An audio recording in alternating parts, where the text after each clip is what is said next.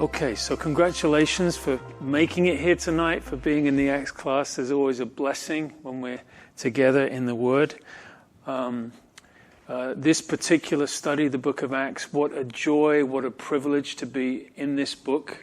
If you have internet access, all of the previous classes are online. You can catch up at your will, but we'll try and frame the context for tonight's class for everyone. 28 wonderful chapters. Luke being the author. Of course, it starts in Jerusalem and it ends in Rome. And in fact, there is a real transition in the book of Acts, starting in Jerusalem, ending in Rome. Jerusalem being the center of operations for the early church. Then there's a move to Antioch, which is the mission-sending church. A move from Peter being a focal character to Paul being the central character. And especially important is the transition from the Jews or the Jewish church to the all-inclusive Jew and Gentile church together. And of course, Paul being the apostle to the Gentiles, taking the gospel to the Gentiles. So if we were to give a breakdown for the book, we would see that the first 7 chapters or so are in Jerusalem. It's estimated that perhaps the first 1 million believers were Jews. Chapters 8 to 12, there's a transitional period. As we've just mentioned, it moves from Peter to Paul, Jerusalem to Antioch, the Jews to the uttermost parts of the world, and Paul's missionary journeys. And that's what starts in chapter 13. 3 missionary journeys that we studied together, and we just concluded the 3rd one. It really finishes in Acts 21. And now, Paul, having returned from the missionary journey, and there's a map there of the 3rd missionary journey, and you can see, though, he starts in Antioch, he ends in Jerusalem, and doesn't make it back to Antioch, because, of course, as we looked, he's arrested, and this begins Paul's famous journey to Rome. So this is where we are together. And if you remember, back in Acts 19:21, when Paul was still on his 3rd missionary journey, it said, Paul purposed in his spirit when he had passed through Macedonia and Achaia to go to Jerusalem, saying, after I've been there, I must also see Rome. So this was in Paul's heart. It had actually been testified to him of the Holy Spirit by the Holy Spirit also that he would that would be part of his venture. So he had Jerusalem and ultimately Rome in his sights. If you jump ahead to chapter 20, this is when he is in. Hello there, hi, come right on in. God bless you. We're just reviewing to start us off. So in Acts 20, again, he says, I go bound in the Spirit to Jerusalem, not knowing the things that will happen to me there, except the Holy Spirit testifies in every city, saying that chains and tribulations await me, but none of these things move me. So Paul certainly knew that trouble, trials, tribulations, opposition were what lay ahead of him. The Holy Spirit had testified of that. So even though he was going to Jerusalem, he didn't know what was going to happen. He knew that chains and tribulations awaited him, but none of those things moved him from his course and his sense of being called to testify of the grace of God. And then in the next chapter, 21, and of course this is when Paul arrives in Jerusalem. He meets James and the other apostles in the church. And James says, we've got a problem because all of the Jews have heard these accusations about you, that you are teaching the Jews to forsake Moses. They don't need to circumcise their children or walk according to the customs. And of course, this was a false accusation.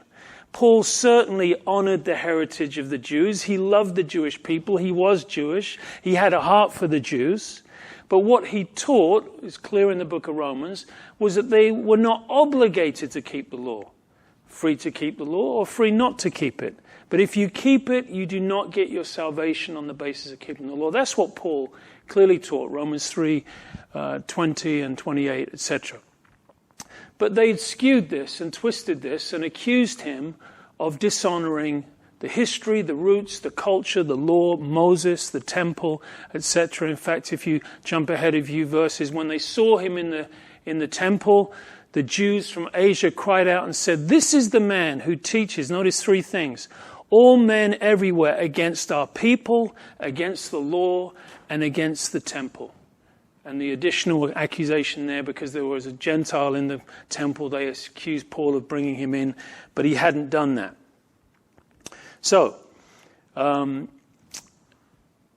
because of this, we remember in this chapter, this is just review, that they wanted to get a hold of Paul, drag him out of the temple and kill him. Remember, a little riot broke out among the Jewish people in the temple. The Roman governor heard of it, quickly sent troops there to find out what was happening. And this brings us later in the end of that chapter. The commander came near, took him, commanded him to be bound with 2 chains, and asked who he was and what he'd done. And some in the multitude cried one thing and another, and he couldn't ascertain the truth because of the tumult, because of the riot that was going on. And notice the phrase, he couldn't ascertain the truth. Because as we look at this story, there's one character we begin to feel a bit sorry for in here, and it's the commander. Because he is baffled about what's going on. First of all, he comes to the temple, and we learn from the text that he'd assumed that Paul was this Egyptian who'd led these 4,000 assassins into the wilderness. He assumed that Paul was some high-profile troublemaker to incite such a riot. And as they managed to drag him out and lead him up the stairs from the temple, Paul says, "Listen, can I speak to the crowd?" And the Roman commander thinks, well, it can't get any worse. Why not? And that's the chapter we studied. That's chapter 22. At the end of Paul's message, and remember the commander is listening, not understanding the language, just watching the faces and the crowd and the dynamics. And all of a sudden, when Paul gets to a certain word, and it's be it that he is sent to the Gentiles, that's the word that sparks it off again. All of a sudden, they're screaming and going crazy again. And the Roman commander is watching and saying, here we go again. What did he say that was so offensive to them that once again they're inflamed and they want to get a hold of him? Little did he know the word was Gentile that referred to him as a Roman, that Paul was sent to the Gentiles. So the commander ordered him to be brought back into the barracks and said he should be examined under scourging to find out, and notice this again, that he might know why they shouted so against him. So again, there's the question. The Romans commander wanted to know why. What is it that this man has done? What is it that he has said? What was it that he said again in the temple that made them go crazy again? He wanted to know. We like to have that term. He wanted to ascertain the truth. Or in the NIV it says, get a hold or get at the truth. So, then he discovers that Paul is a Roman citizen. He says, okay, I'm going to scourge you. They bind him. I'm going to scourge you. Paul says, is it lawful for you to scourge a Roman? And they say, oh, goodness me, because before a trial, you couldn't bind or beat or certainly not scourge a Roman. So they feared because of that. And so he unbinds him, still wanting to find out what the issue was with this man, and he decides to bring him down to the council. Says, but on the next day, desiring to know, here it is again, third time, desiring to know the real reason why he was being accused by the Jews, he unbound him and commanded the chief priests and all the council to meet and brought Paul down before the council. So that's the background. It brings us right up to date now. Now we're in chapter 23. Paul is brought before the council. This is the Sanhedrin.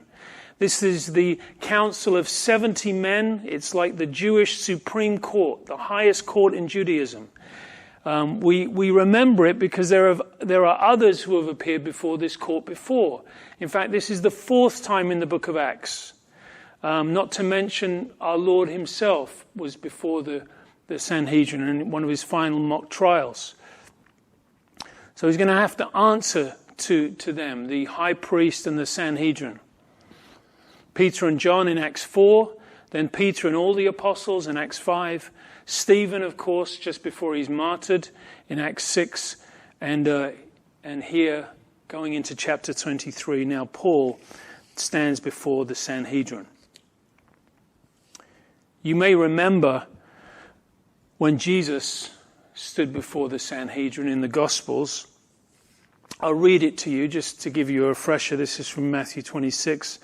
The chief priests and the whole Sanhedrin were looking for false evidence against Jesus so that they could put him to death.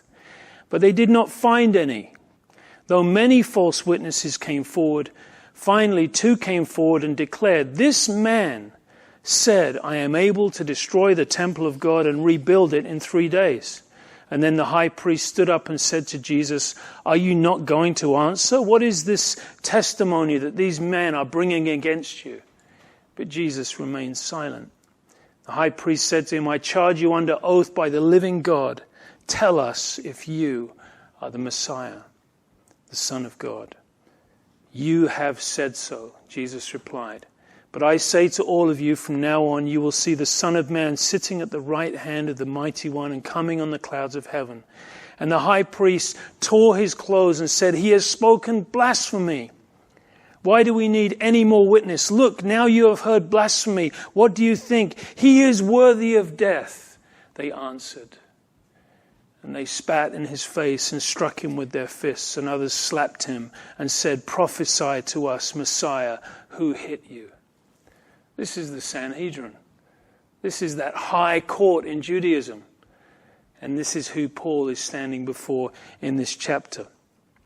So if we go to the text in verse 1, it says, Paul, looking earnestly at the council, said, "Men and brethren." Because he first of all wanted to identify himself as a Jew. Brethren, he says, because that's what's under question, his loyalty to Judaism. And he says, "I've lived in all good conscience before God until this day." Now, he wasn't saying that his conscience never pricked him. He wasn't saying he was perfect. We know what Romans 7 says. Certainly he had conflict and sin in his life. But he's saying that he believed that there was nothing that he had done that was contrary to God's will in terms of his ministry and his message and what he was accused for. And Paul said this with all purity and truth and a sincere heart. But to them, to their ears, imagine how shocking and blasphemous this must have seemed. That you stand before us because of all that you have done. That you who were Saul of Tarsus and that now you are the leader of the way, one of the leaders of the way, and you are making claim that dead carpenter from Nazareth is the resurrected Messiah. And you stand before us and say you have a pure conscience before God this day? Verse 2, the high priest Ananias commanded those who stood by him to strike him on the mouth. And Paul responded and said, "God will strike you, you whitewashed wall. For you sit to judge me according to the law, and you command me to be struck contrary to the law." Perhaps that reminds us also of when Jesus was before the Jewish leaders in Matthew 23, and he said, "You are like white polished sepulchres or gravestones on the outside, but on the inside filled with dead men's bones." And he was speaking of hypocrisy. And of course, that's what Paul is referring to here. That you speak about keeping the law, but that very act was in violation of the law. This is actually a prophetic statement he makes, because at 9 years after this, Ananias is assassinated by the Jews in the Roman uprising in 66 AD. He was pro-Roman. You can read historically about him. He was an evil man. Just to make things for his own good, really. And those who stood by said, "Do you revile God's high priest?" We can even sense the lofty hypocrisy in that, the pride that was caught up in this system. Verse 5, Paul said, "I did not know, brethren, that he was the high priest. For it is written, you shall not speak evil of a ruler of your people. Now, if you read different commentaries, they all kind of stumble over this and have different opinions about, did Paul really know this was the high priest? Was this irony? Was this sarcasm? Or did he have a problem with his eyes? And you can plow through them and you can come up with your own conclusion. It's not crystal clear. Some believe that Paul did have a particular eye problem, and legitimately, perhaps, remember back then they didn't have contact lenses and glasses, and if you were looking across a room, it would be very common for people just to have to live with the fact that people were a bit blurry. It's possible that he couldn't see that it was the high priest. We don't know for sure. But Paul, sensing that he wasn't going to get a fair trial, suddenly realizes, in verse 6, that one part was Sadducees and the other were Pharisees. Now, these are two factions within Judaism, and they are in some ways quite contrary to one another. Of course, in terms of the Old Testament scriptures, there's a real common ground, but there are certain things that they differ on. You could say that the Pharisees were a little bit more to the right, the Sadducees a little bit more to the left. They didn't agree on everything, and Paul realizes, there's a mix here. So what is he does? He realizes that the place is, very combustible at that moment, and he takes a little match and he just throws it in there by saying, verse 6, "Men and brethren, I am a Pharisee, the son of a Pharisee. Concerning the hope of the resurrection of the dead, I am being judged." Now, the Pharisees believed in a resurrection, but the Sadducees didn't believe. So it's sad, you see, that the Sadducees didn't believe in the resurrection. They do, I'm sorry. That's as good as they get, yeah. So he kind of puts a cat among the pigeons and just steps back to see what will happen. And it has the effect that he thought it would. All of a sudden, the Pharisees start siding with him, and the Sadducees start even more so being against him. So a dissension arose between them, and the assembly was divided. For the Sadducees, and Luke throws in a little explanation for anyone who might not know why, that the Sadducees say that there is no resurrection, no angel, no spirit, but the Pharisees confess both. So then there arose a loud outcry, and the scribes of the Pharisees' party arose and protested, saying, "We find no evil in this man." What a turn. "But if a spirit or an angel has spoken to him, let us not fight against God." Because really now the Pharisees kind of turn and make their theological stand against the Sadducees. It's interesting, isn't it? Let's not forget our friend, the poor Roman commander, standing on the sidelines again, once again, and watch Paul say something that again infuriates the Sanhedrin.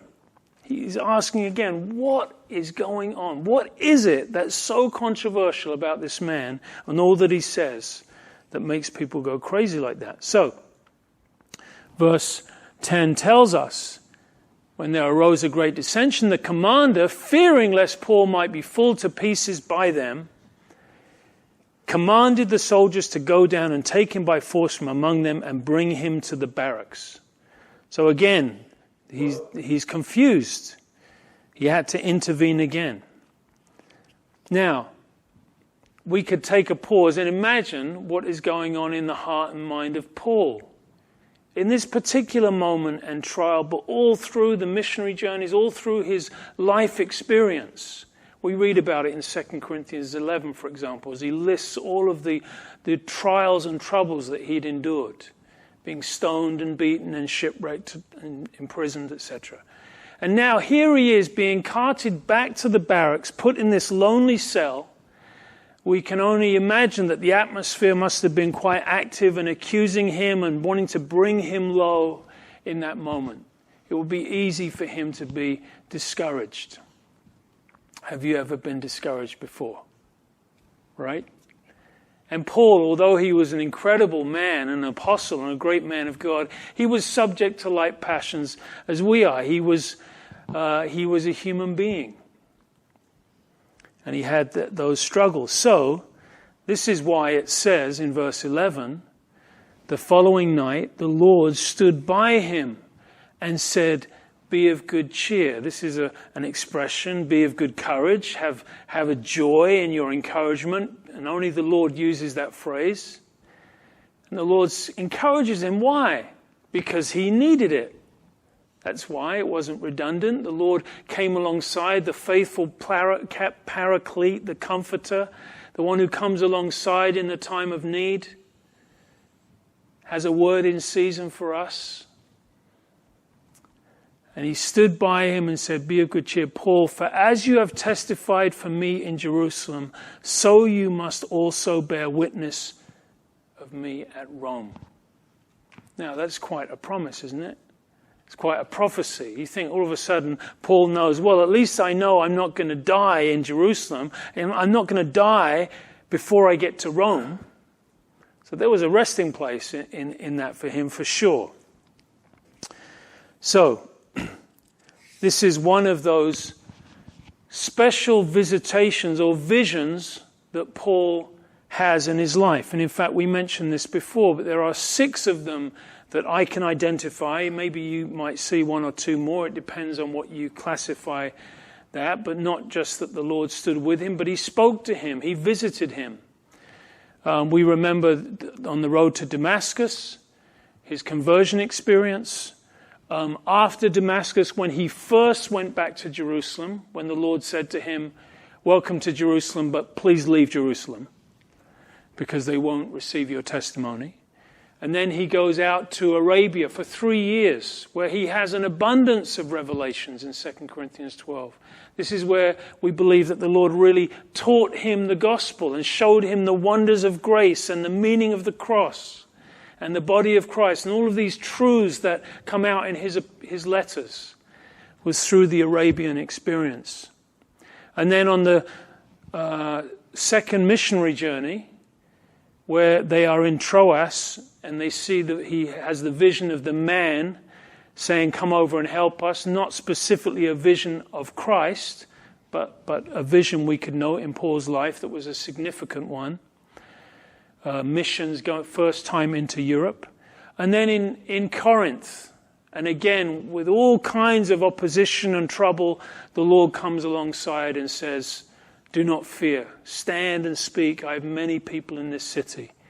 And then the last one we could mention is this one right here. The Lord comes alongside and says, you bore witness of me in Jerusalem. Wasn't maybe very easy, but you did it, and you will also do it for me in Rome. So, 23:12. And when it was day, some of the Jews banded together and bound themselves under an oath, saying they would neither eat nor drink until they had killed Paul. So, just before this, the Lord promised him, you're not going to die, not till you get to Rome. And then there were others who had something else in mind. That's exactly what they wanted to do. They wanted to kill Paul. So there's a conspiracy against him. This word, banded together. It's the idea of a rope being twisted together. These men and these ideas and these thoughts and these intentions being woven together passionately that they would just kill Paul. And of course they said, we will not eat or drink till they have killed Paul. Now you might think, well, they didn't kill him, so they must have gone pretty hungry. Which they certainly did, but there was a way out that they could go to the rabbi. If your oath, if it was impossible for you to fulfill it, there was a way you could get released from it. But either way, they either died or they broke their oath or the rabbi helped them out. But they didn't kill Paul, is the point. There were more than 40 of them who had formed this conspiracy. And they came to the chief priests and the elders and they said, we have bounded ourselves under a great oath that we will eat nothing until we have killed Paul. Such passion and hatred and zeal to kill Paul. This was the same passion and zeal and hatred that Saul of Tarsus had had himself. against Christians. The same passion that had dragged Stephen out of the temple as the first martyr to be stoned in Acts 7.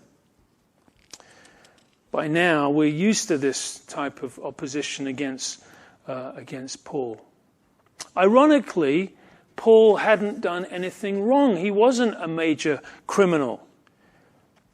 Though remember, those charges that were brought against him, they were falsified. They weren't true. They weren't founded. He was not against the temple or the people or Moses. In fact, quite the opposite. He had such a heart for the Jewish people. He had such an honor for the law. He writes about it in Romans. The law is good. The law is holy. It's man that's the problem. And the law was given so that man would be able to identify his problem. So he wanted his own people, of course, to know the Messiah. Even though he was called to be the apostle to the Gentiles, he always carried that burden for his own people also. So, verse 15, he says, now you therefore, together with the council, this is what their plan is, suggest that the commander be brought down to you tomorrow as though you were going to make further inquiries concerning him. We know that the commander is a curious guy who's got a lot of questions. The commander will go along with it because he still hasn't got to the bottom of what the problem is. So, let's bring him down again to the Sanhedrin. But just so you know, before he gets there, we're going to kill him. There's 40 of us. We've entered into this pact, and we will kill him before he comes near. So, it's a wonderful note of providence here in verse 16. When Paul's sister's son heard of their ambush, he went and entered the barracks and told Paul. Now, this is the first and only time we hear about Paul's family, that he had a sister. All of a sudden, it sprung on us. And his sister's son, his nephew, hears about the ambush. And we can't help but notice this little event in this commentary with the Romans and the Jews and the Sanhedrin and Paul in the prison. All of a sudden there's this little nephew involved who becomes quite a key character in the story. Because somehow, and we don't know how from the text, he hears about this and he informs Paul about it. So he tells Paul in verse 16. Now remember, God had promised he would go to Rome. And he could have said, Paul could have said, and of course Paul wouldn't say this, but a man might say this, well, okay, I don't need to know that because God's got me covered. God's going to be taking care of it. It's okay, thanks for letting me know. But God's already promised me that I'm not going to die until I get to Rome.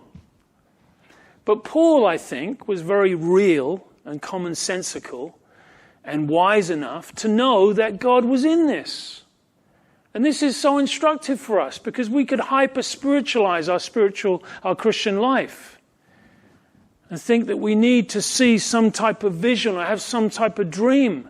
And we miss the very ordinary material that God uses to do that which is extraordinary, to do that which is supernatural. For this highlights God's hand of provision. That we recognize the hand of men, but as Christians we also recognize that the hand of God is in it.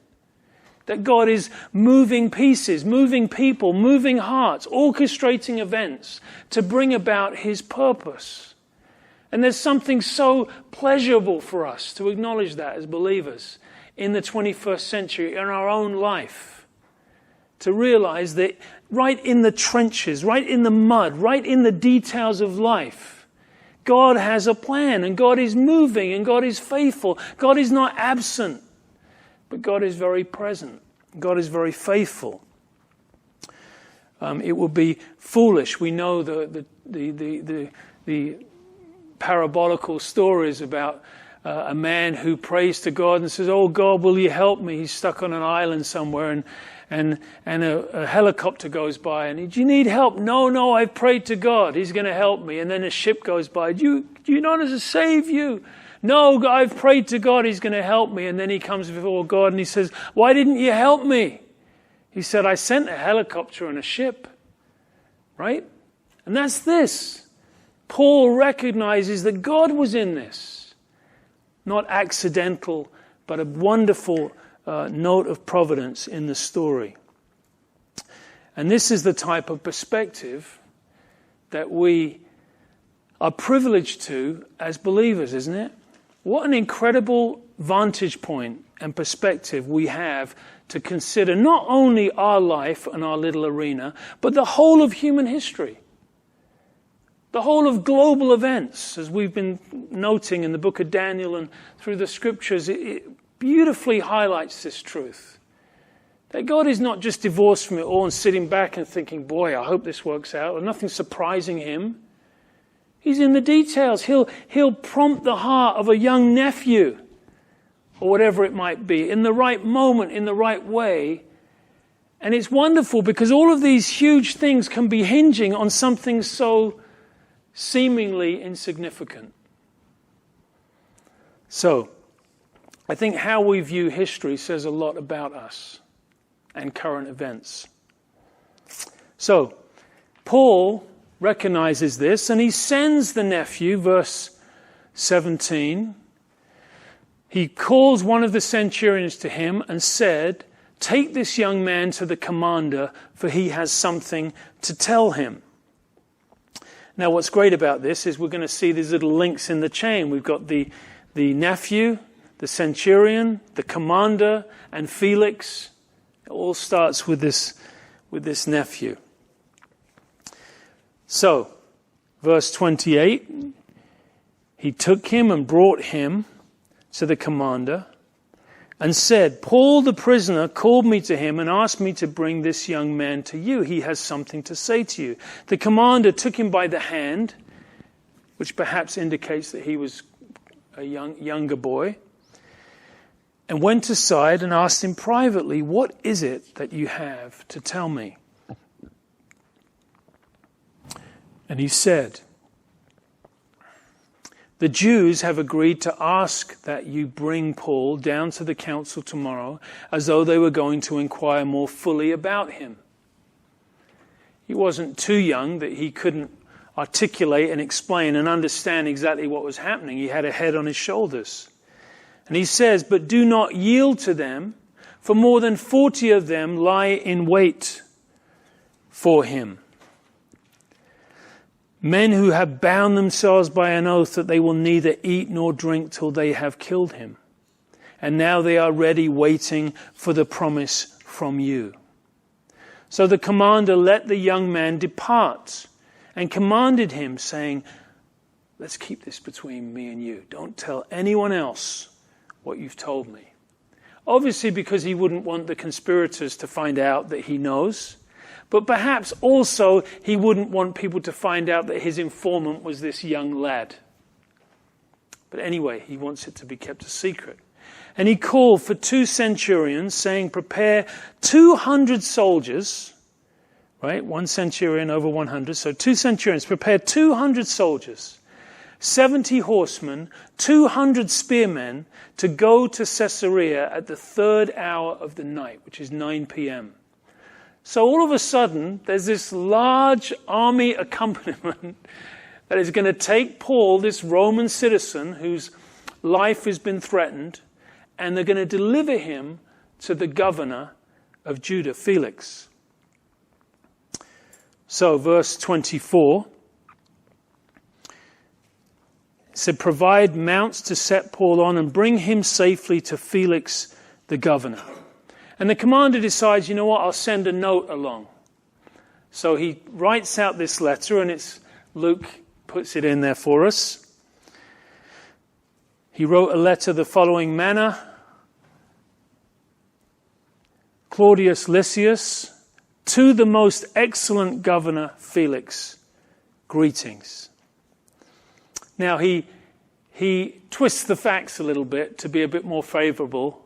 He makes himself out to be a bit of a hero. It's almost comical. But let's see what he says in verse 27. He says, this man was seized by the Jews and was about to be killed by them. Coming with the troops, I rescued him, having learned that he was a Roman. Now, that's not exactly how it went down. First of all, you didn't find out he was a Roman till after you bound him, just before you were going to scourge him. And secondly, the rescue, well, subject to interpretation, I guess. But he claims full responsibility for saving Paul, and he does it on the grounds that he was a Roman. And when I wanted to know the reason they accused him, I brought him before their council. He could have put in there, and by the way, I still have no idea. And I found out that he was accused concerning questions of their law, but had nothing charged against him deserving a death or chains. So he'd been able to gather, particularly from the Sanhedrin when he was before the council, that this was a religious issue. That he was making some claims about some guy who was supposed to be the Messiah, and it was a conflict with the Mosaic law, and I don't know or care. But what I do know, it's not a civil matter. He didn't break any law that we would be concerned about. So, verse 29, verse 30, and when it was told me that the Jews lay in wait for the man, I sent him immediately to you, and also commanded his accusers to state before you the charges against him. Farewell. Sent him to you. Here's the letter. They'll tell you the rest. I've done my job, and he's over to you. And then the soldiers, and this is just the last of the chapter here, showing us Paul's journey to Caesarea. Then the soldiers, as they were commanded, took Paul and brought him by the night to Antipatris, which if we would look at a map, here they are in Jerusalem. You're going northwest.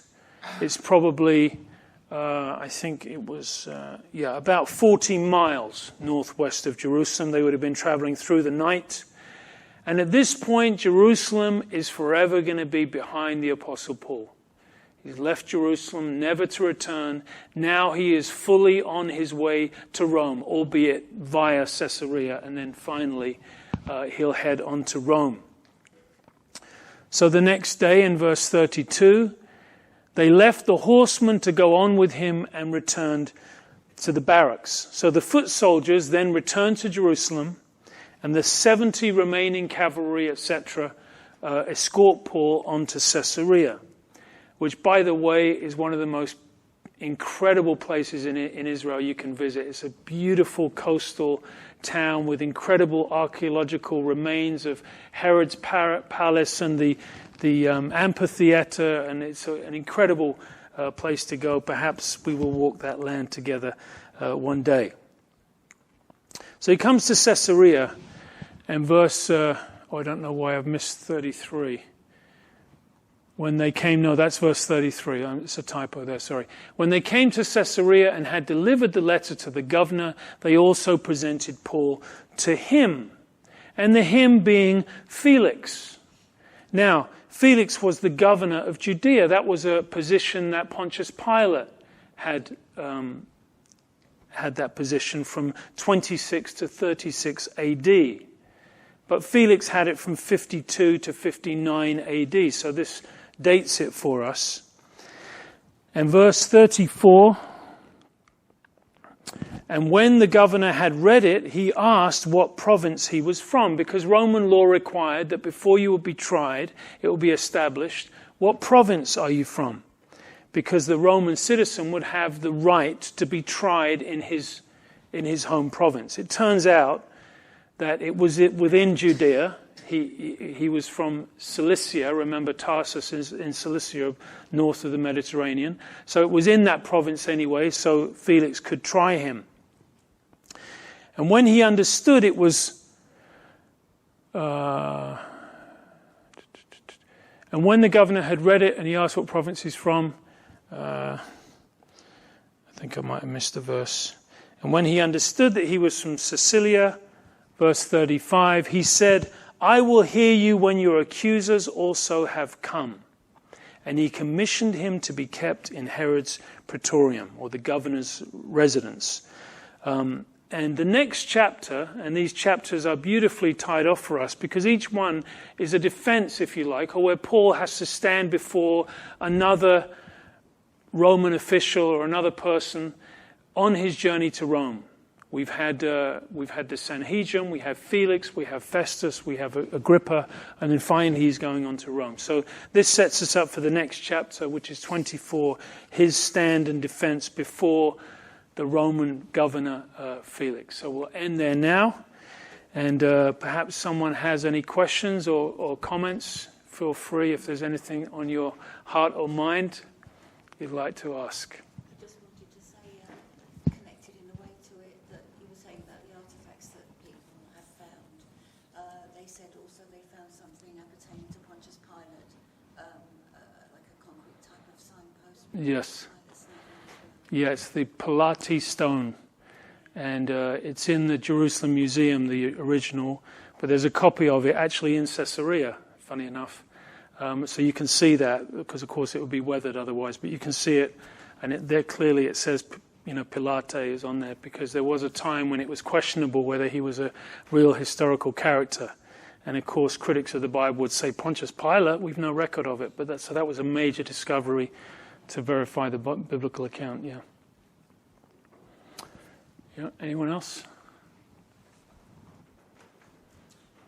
I find what is so interesting is the hatred these Jews had for Paul.